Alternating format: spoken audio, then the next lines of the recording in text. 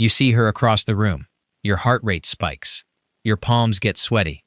And every rational part of your brain knows nothing bad is actually going to happen.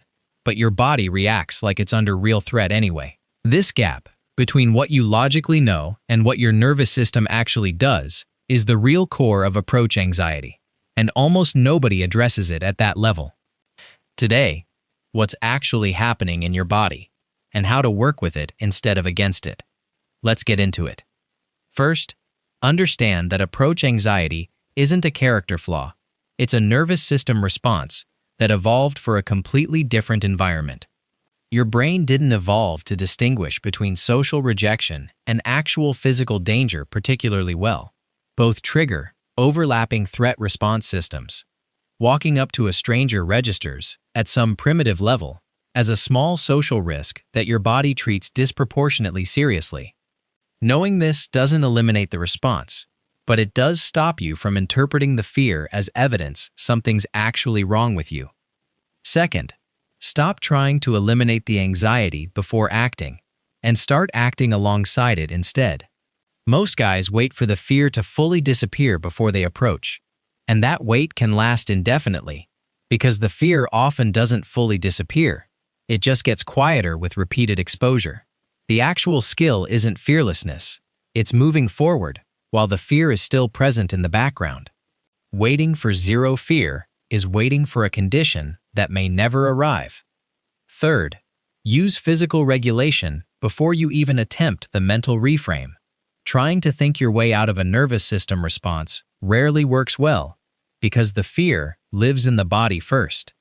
A few slow breaths, dropping your shoulders, relaxing your jaw. These small physical resets do more to actually lower the intensity than any mental pep talk because you're addressing the actual mechanism instead of trying to argue with it logically.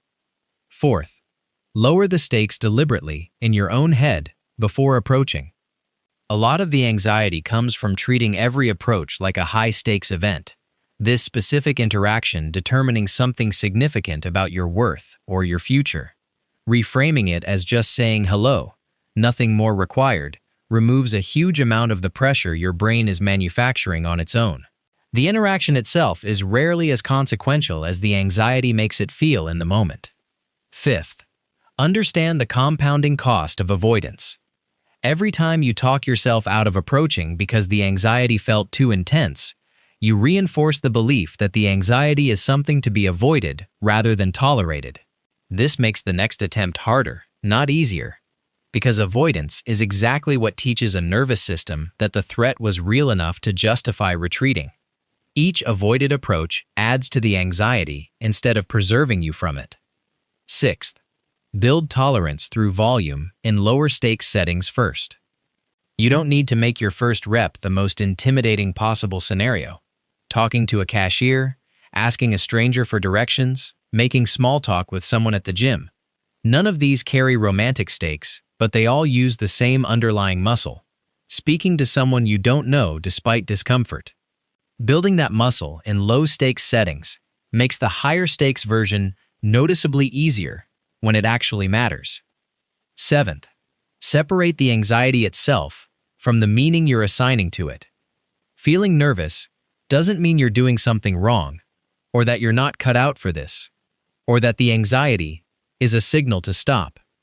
It just means your nervous system is activated, which is a normal, temporary physiological state, not a verdict on your character or your chances.